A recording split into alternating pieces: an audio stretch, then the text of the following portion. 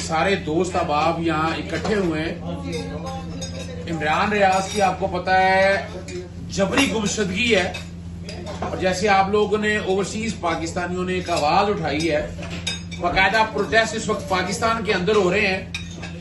मेरी आप सब लोगों से गुजारिश होगी, एक तो आवाज बंद कर रहे हैं, और आज मैं 2 नारे लगाने हैं। मैं चाहूंगा बावाजे बुलंद सारे आप दिखाइए भीगा, ताकि उनको पता हो कि जनाब इमरान रियाज खान से ओवरसीज पाकिस्तानी कितना प्यार करते हैं।